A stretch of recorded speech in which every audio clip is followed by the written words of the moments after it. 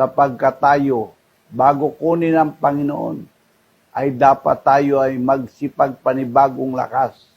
Purihin ang Panginoon. Kaya bago dumating yun, dapat maalis sa atin ang ating mapag-aalinlangan at ang kawalan ng pananampalataya ay dapat burahin na natin. Ang sabi ho sa Mateo 8:25 at 26, ang wika ay ganito, Panginoon, iligtas mo po kami sapagkat kung hindi, kami mamamatay. Dahil noon ay sila'y nasa bangka at hinahampas ng malakas na alon.